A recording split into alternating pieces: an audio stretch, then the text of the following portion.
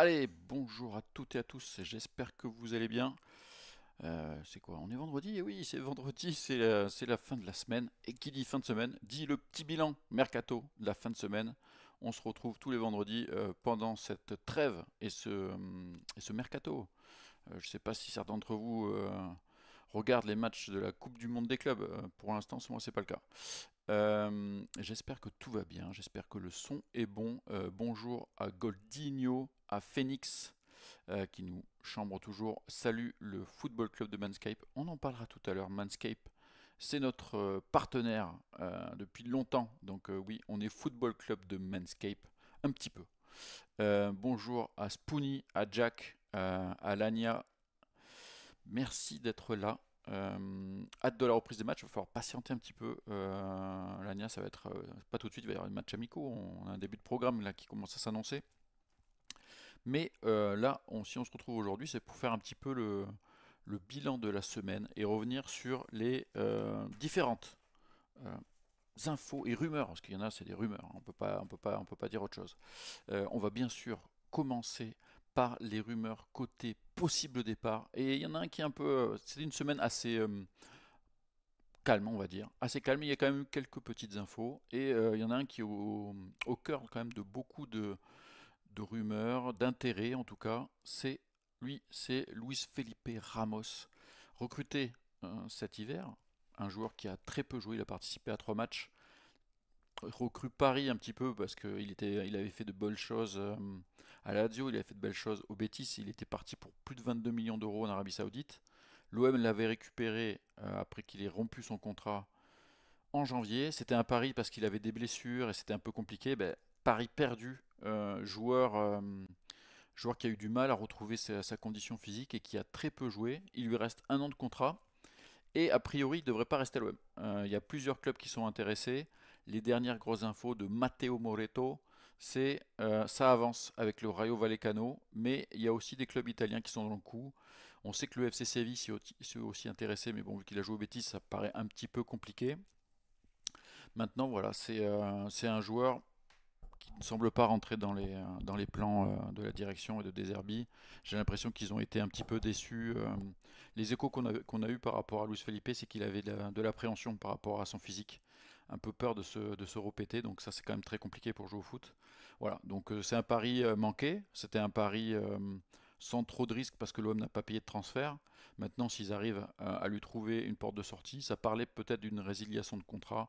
Je ne sais pas ce que vous en pensez, mais voilà, c'est pas un joueur qui a réussi à s'imposer. Certes, le temps est court, hein, mais on a bien vu qu'avec cette OM, ça bouge beaucoup. Et bonjour à Kit qui est là aussi. Ça bouge beaucoup. Donc Luis Felipe, un joueur qu'on devrait ne plus voir la saison prochaine à l'OM. En tout cas, ça fait partie des joueurs qui sera pas retenu. Et vu qu'il y a des clubs intéressés, bon, il y a la Lazio, il y a plusieurs clubs en Italie, mais le club le plus chaud, c'est le Rayo Vallecano, donc on le verra peut-être en Espagne. Dossier à suivre, en tout cas, c'est pas un joueur clé, c'est pas un titulaire, donc c'est un dossier un peu subalterne, on peut dire, en tout cas pour Luis Felipe. Alors, Luis Felipe, c'est le premier dossier. Mais il y a un dossier quand même un peu plus important. C'est le dossier Léo Balardi. Léo Balardi, vous le savez, il est quand même pas mal courtisé en, en Italie. On sait que l'AS Roma a déjà fait des approches, que la Juventus aurait aussi un œil sur le joueur. La Juventus qui cherche un défenseur central, on en parlera plus tard dans cette émission, qui pourrait venir chasser, moi, mon favori pour le poste de central gauche. Non, mais Léo Balerdi, l'info un peu de la semaine, c'est une info La Provence. C'est que, et d'ailleurs ça a été corroboré par plusieurs médias italiens, c'est que Balerdi n'est pas transférable. L'OM ne veut pas lâcher son capitaine, l'OM ne veut pas entendre parler d'un départ de Léo Balerdi, malgré les approches de l'AS Roma, malgré l'intérêt de la Juventus. L'OM ne veut pas vendre Balerdi. Donc voilà, c'est clairement une position du club. Alors, il y a plusieurs choses avec Balerdi. Non seulement c'est le capitaine, c'est un des plus anciens au club avec Valentin Rongier, mais c'est aussi le seul, entre guillemets, joueur défensif susceptible de garder sa place. C'est-à-dire que Balerdi doit rester, et en restant, ça sera un titulaire en défense centrale. À côté de lui, ça va recruter, même s'il y a déjà le jeune GD, ouais, CG, pardon, CG Egan Riley qui est arrivé. Maintenant, les latéraux, Merlin, grosse interrogation, il y aurait des clubs intéressés aussi. Murillo, va-t-il rester? Et s'il reste, est-ce qu'il a l'étoffe d'un titulaire, y compris en Ligue des Champions? Mais en tout cas, tu peux pas, tu peux pas te permettre de laisser partir Balerdi cette saison. D'ailleurs, Goldinho dit si tu perds Balerdi, tu perds Deserbi. Ça peut, ça peut. Bonjour à Black Livia, bonjour à Ikikto qui arrive aussi dans le chat. Cornelius dans la rotation, Jerry, pas sûr que Cornelius reste, à voir en tout cas. Ça va recruter en défense centrale, on sait, on verra tout à l'heure, il y a un dossier encore en cours. Bonjour à Echo aussi qui est là. Donc Balerdi, selon la Provence, je répète, Balerdi ne devrait pas quitter l'OM cette saison, sauf offre mirobolante et irrefusable. Mais voilà, la position du club est claire. L'OM ne veut pas entendre parler d'un départ de Balerdi cet été. Et peut-être que avec une belle saison en Ligue des Champions, il sera peut-être temps pour lui de changer de club l'été prochain. Et peut-être cette fois le chèque sera gros. Allez, en tout cas, on veut pas penser au chèque là. Ce qu'on veut, c'est construire une équipe performante pour bien évoluer en Ligue des Champions. Et Balerdi est un joueur qui est devenu important dans ce fonctionnement-là. Donc, on espère que ce dernier pourra et devrait rester à l'OM. En tout cas, c'est le souhait de l'OM. Donc, c'est déjà si le club et le coach veulent le garder, c'est le plus important. Allez, autre dossier. Lui, par contre, il devrait partir. C'est Azzedine Ounahi. On le sait, il a été prêté la saison dernière au Panathinaikos en Grèce. Il a fait plutôt une bonne saison. Il a retrouvé des sensations au point d'attirer quand même pas mal de clubs. On sait que le club le plus chaud sur le dossier, c'est Brighton. Brighton qui peut facilement recruter le joueur. Le joueur, on sait qu'il avait une option d'achat de plus de 11 millions et demi que le Pana ne peut pas payer. Est-ce que ça va se négocier à ses alentours ou vu que c'est un club anglais, peut-être que l'homme va essayer de monter le curseur. Là, l'info, c'est encore Matteo Moretto qui explique que Brighton n'est pas seul sur le dossier, que ça peut faire monter les enchères. Plusieurs clubs, Alaves, le FC Séville et Levante, en plus de Brighton, je le rappelle, sont intéressés par l'international marocain. On sait que a priori l'OM ne compte pas sur lui et devrait le laisser filer. Maintenant, voilà, Unai, quand Deserbi est arrivé, j'étais intéressé par voir si Deserbi allait tenter de l'utiliser, de le tester en tout cas sur la pré-saison.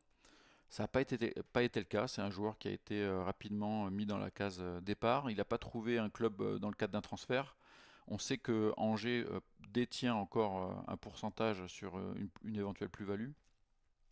Donc à suivre. En tout cas, ce dossier euh, semble bien parti pour un départ. On ne sait pas exactement encore où, mais voilà. Unai, ça devrait partir. Je ne sais pas comment vous voyez, vous, ce dossier-là, mais voilà, on l'a pas vu depuis un an. Comme dit Jerry Gold, c'est un bon joueur, mais est-ce que c'est un bon joueur à l'OM? Le peu qu'il a joué, ça n'a pas été forcément convaincant. Il a fait quelques matchs pas mal. On a l'impression qu'il n'a pas vraiment eu sa chance. Maintenant, voilà, si le coach ne compte pas sur lui, si l'OM peut faire entrer un petit peu d'argent pour mener à bien son mercato et que lui il trouve son compte, c'est un peu ça. C'est toujours les idées que toutes les parties s'y retrouvent. C'est ça le plus important. Allez, autre joueur. Donc on a parlé Luis Felipe, Balerdi, Unai. Maintenant on va parler Greenwood. Et oui, Greenwood, c'est un joueur qu'on ne veut pas voir partir. Un joueur qui a fait une très bonne saison, quasiment meilleur buteur de Ligue 1. Un peu irrégulier par moment, mais globalement largement au-dessus du lot techniquement. Plutôt tueur avec une capacité de frapper pied droit, pied gauche. C'est un petit peu la pierre angulaire de l'attaque olympienne. Bien secondé par Gouiri dans la deuxième partie de saison, mais en tout cas ça a été le joueur hyper important. Il a eu un petit creux sur le début de la deuxième partie de saison où ça a marqué moins, on le voyait moins dans le jeu, puis il s'est bien rattrapé sur les derniers matchs. Il a été décisif. Donc c'est un joueur hyper important. On connaît tout l'extra sportif qu'il y a autour de ce joueur. Et malgré cet extra sportif, parce qu'il est un petit peu blacklisté quand même en Angleterre, avec ses histoires d'accusations de violence conjugale, euh, en Angleterre c'est pas passé et il est vraiment très mal vu par rapport à ça. Mais cependant, c'est ça un petit peu l'info. Bon, c'est le Sun, la source. Le Sun, c'est pas hyper solide, mais bon, le Sun explique que deux clubs anglais, dont on ne sait pas le nom parce que c'est encore un petit peu touchy comme sujet, parce qu'en Angleterre, Greenwood a toujours une très mauvaise image, seraient quand même intéressés par le joueur. Jeune joueur anglais, quand même très talentueux. Et deux clubs seraient intéressés par Greenwood. Alors on ne connaît pas ces clubs-là. Est-ce que c'est des clubs vraiment du haut de tableau ou pas?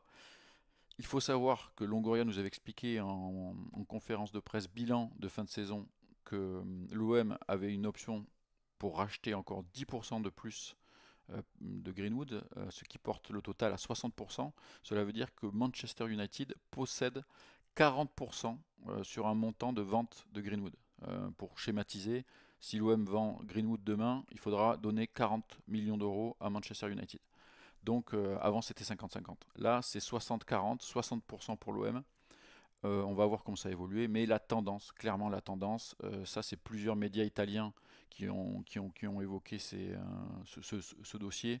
La tendance, c'est que Greenwood reste à l'OM. Un départ serait une surprise, il ne faut pas se mentir. Euh, Con Colvert précise, il partira pas. Il y a son pote Angel qui arrive, Angel Gomez, oui, qui s'est engagé avec l'OM. Non, mais de toute façon, dans l'état d'esprit des clubs, on parlait tout à l'heure de Balerdi, Greenwood, ça fait aussi partie des joueurs qui ne doivent pas partir. Deserbi est très tatillon aussi sur ce genre de choses. Il veut une équipe performante et cela veut dire des recrues, mais cela aussi veut dire conserver les meilleurs éléments. Et clairement, Balerdi et Greenwood font partie de ces meilleurs éléments.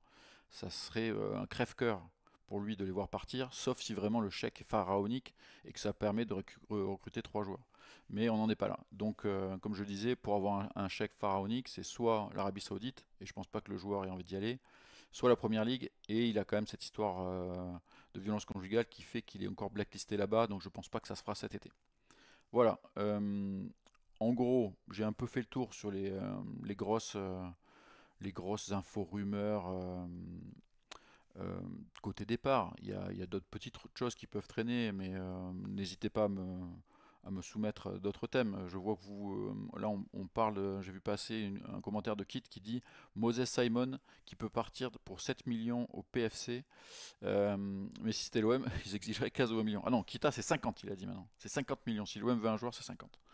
Non, effectivement, mais écoute, j'espère qu'il va réussir avec Max Lopez au PFC. Très bonne pioche pour le PFC en tout cas. Très bon ailier gauche qui n'aurait pas fait tâche à l'OM, mais bon. Moses Simon, moi ça m'aurait intéressé à l'OM dans le rôle de doublure, pas forcément de titulaire. Il a quand même pas mal de déchets à la finition. Et Ablin, j'ai rigole, a priori ça paraît compliqué. Ikikto, tu me parles de Harit à Sunderland. C'est vrai, j'aurais pu évoquer cette rumeur-là. On parle d'un intérêt de Sunderland. Harit, joueur aussi qui est clairement. Enfin, la porte est ouverte pour Harit en gros. Un joueur qui pourrait quitter l'OM cet été. Voilà, il a eu une fin de saison, il a eu une saison compliquée globalement avec encore une blessure, malgré un très bon début de saison, changement de système, etc. Ça a été compliqué pour lui. On ne sait pas comment ça va évoluer. Allez, on passe tout de suite sur les côtés arrivés, vous le voyez dans le petit programme, cette fois je ne l'ai pas oublié de le faire. Dans le petit programme, c'est le dossier Aguerd. Et oui, parce que je ne le cache pas, moi c'est mon chouchou. Si je devais prendre un défenseur central gauche pour accompagner Balerdi, je prends Aguerd. C'est mon profil préféré, expérience, technique, vivacité, bon état d'esprit, un joueur qui me plaît beaucoup. Ça fait un moment que j'aime ce joueur. Il avait fait de très belles choses en France. Il faut se rappeler qu'il est passé par Dijon, par Rennes, avant de partir à West Ham. Et cette saison, il était prêté à la Real Sociedad. Et il a fait plutôt une bonne saison. Donc c'est vraiment un très bon défenseur central, un joueur expérimenté. Je pense que c'est un peu le profil qui colle parfaitement pour faire une bonne doublette avec Balerdi. Il a 29 ans, euh, il a un contrat jusqu'en 2027 avec West Ham. On sait que West Ham veut faire rentrer un petit peu d'argent, donc n'est pas fermé à un départ. On parlait je crois que l'OM s'était renseigné l'été dernier et les montants demandés étaient très élevés. Là, ça pourrait descendre à 20-25 millions. Je pense que ça peut être un investissement intéressant sur un joueur qui a maturité. Il faut rappeler quand même que West Ham avait payé 35 millions pour le recruter en 2022 en provenance de Rennes.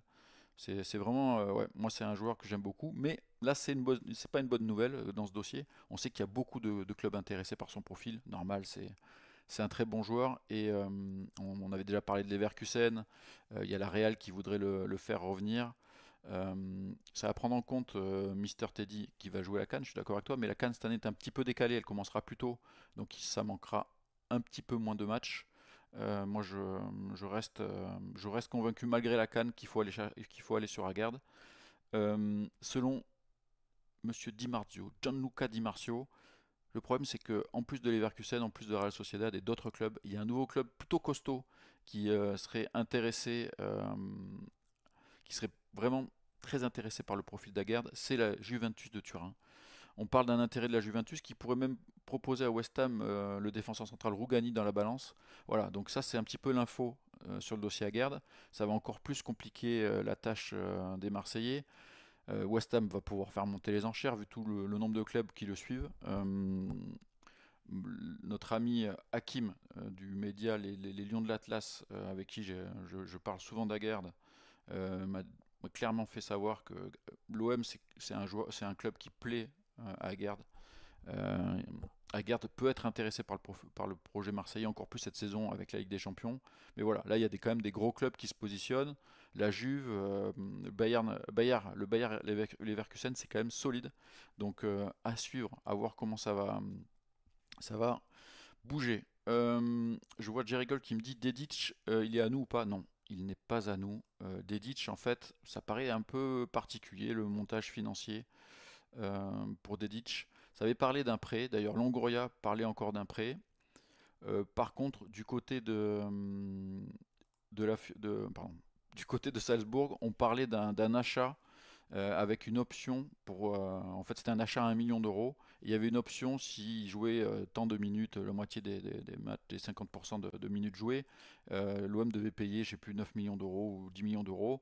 Ça ne s'est pas fait. Le joueur revient à Salzbourg. A priori, c'est comme si l'OM avait fait un prêt payant à 1 million, si je comprends bien. Il y a un peu des magouilles. Enfin, c'est pas des magouilles, non. Magouille, c'est un mot trop négatif.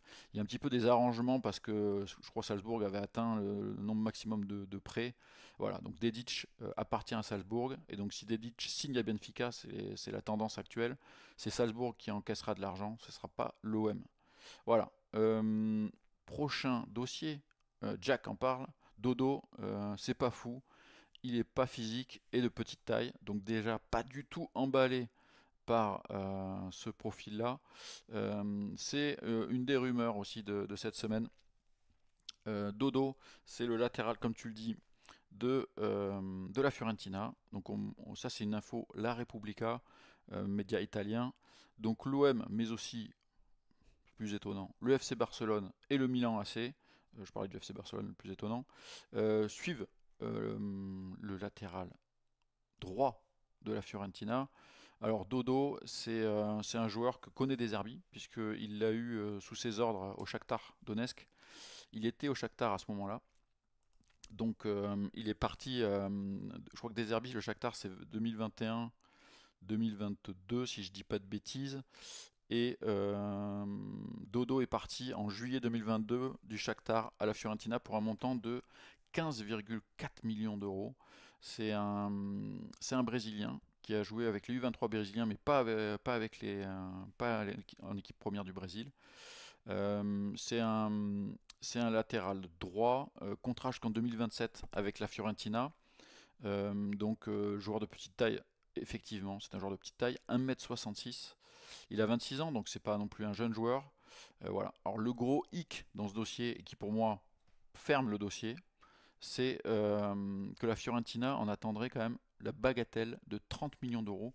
Donc autant vous dire que déjà que c'est compliqué de mettre autant d'argent sur un ailier gauche, bon, regardez, suivez mon regard, Pechao, autant sur un latéral droit comme ça, jamais l'OM ira mettre 30 millions d'euros sur l'ami Dodo. C'est un montant démesuré, et je pense que ni le Barça ni le Milan ne mettront 30 millions d'euros sur ce joueur-là. Il faut pas non plus se leurrer et raconter n'importe quoi.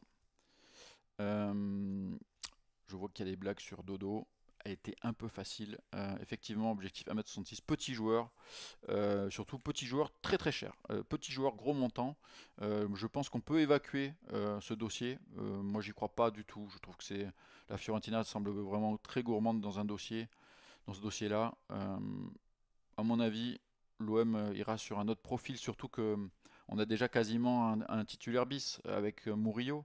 Donc ça va être intéressant de voir quel profil. Et pourquoi pas, Sacha Boy. Sacha Boy, Sacha Boy ou Sacha Boé, si on prononce, c'est selon. S'il y a des Bretons dans la salle, n'hésitez pas à me préciser. Sacha Boé, alors là, c'est pas vraiment une rumeur directement qui concerne l'OM, c'est un peu indirect.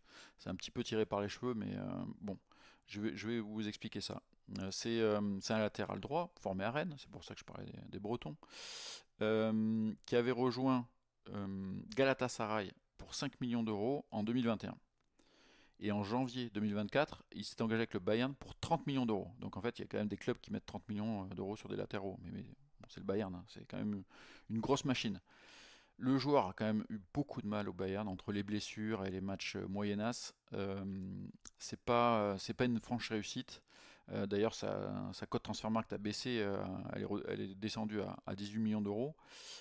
Surtout, ce qui est intéressant, en fait, le joueur aurait été proposé à l'OM courant mai, a proposé à plusieurs clubs français. Le Bayern clairement veut s'en débarrasser. Alors le favori pour le récupérer, c'est Galatasaray, un retour au Galatasaray. Par contre, ce qui est intéressant, en fait, c'est une info Bild qui explique que le joueur serait disponible pour 10 millions d'euros. Alors, est-ce qu'on tente de relancer euh, Sacha Boy, Boué cet été? C'est la question que je vous pose. C'est un joueur qui a fait de belles choses en Turquie, qui est un peu en galère depuis qu'il a signé en Allemagne. Voilà, c'est vraiment. Bon, après Bild, c'est quand même un média assez sérieux. Il faisait un peu la liste de tous les joueurs qui étaient susceptibles de quitter le Bayern. Le Bayern. À 10 millions, je pense que ça peut être un truc qui peut se tenter. Qu'est-ce que tu dis, Black Liver? Rumeur selon Madame Soleil, une explosion de la consommation sangria et de mojito aura lieu ce week-end. Toi, tu prépares une grosse fête, Black Liver. Il y a aussi une grosse, grosse journée demain, hein. C'est une très, très grosse journée demain. Euh, J'ai rigole, tu as une proposition plutôt intéressante. Un prêt avec option d'achat serait le mieux pour Boy. Et pourquoi pas? Comme tu dis, Jack, c'est pas forcément cher à 10 millions. Pourquoi pas faire un prêt avec option d'achat à 10 millions? Option d'achat non obligatoire, hein, entendons-nous. Ou alors avec une histoire de pourcentage de temps de jeu, etc. À 10 millions, je pense que ça peut être quelque chose qu'on peut tenter, en fait. C'est pas inintéressant comme profil. C'est un joueur à relancer qui s'est planté au Bayern. Peut-être que la marche était trop haute. Mais c'est un joueur qui peut peut-être se relancer, qui avait fait de belles choses en Turquie. Donc voilà. Allez, dernier petit joueur. Ça aussi, c'est une rumeur. C'est l'ancien Bordelais, qui est strasbourgeois, même s'il était prêté au HAC en deuxième partie de saison. C'est Junior Mwanga. Vous vous souvenez, ce double transfert à Bakwa Mwanga. Donc milieu de terrain, défensif. Selon Africa Foot, l'OM a un œil sur lui. Mais le club qui est le plus chaud sur le dossier, ça reste le RC Lens. C'est un très jeune joueur. Il a 22 ans. Voilà. Est-ce que l'OM peut essayer de miser sur ce genre de prospect? C'est-à-dire que c'est des très jeunes joueurs qui peuvent évoluer. C'est pas du tout pour être titulaire, c'est plus pour de la rotation. Après, il faut voir combien Strasbourg peut en demander, parce que c'est toujours un peu la question qu'on peut se poser. Strasbourg, avec Bluco, maintenant, ils font un peu du gros business, donc c'est un peu la question qu'on peut se poser. Euh, je sais pas. Moi, je suis pas forcément emballé par cette idée. J'ai peur que Strasbourg demande trop d'argent. Donc, non. Je pense que c'est une rumeur parmi tant d'autres. Tant d'autres. C'est pas du tout une priorité pour l'OM. Et peut-être que Lens ira chercher Junior Mwanga, jeune joueur avec du talent, mais qui a besoin de confirmer, qui a besoin de confirmer. Voilà. Ça veut dire qu'il est pas encore dans une forme optimale et dans un niveau optimal. Voilà, j'ai fait le tour sur mon petit programme. Je peux vous rajouter encore deux, trois petites infos que j'avais notées comme ça. Il y avait la rumeur Dario Osario, l'ailier chilien, qui serait tout proche de signer avec Monaco, mais c'est pas fait. On parle d'un montant de 7 millions d'euros.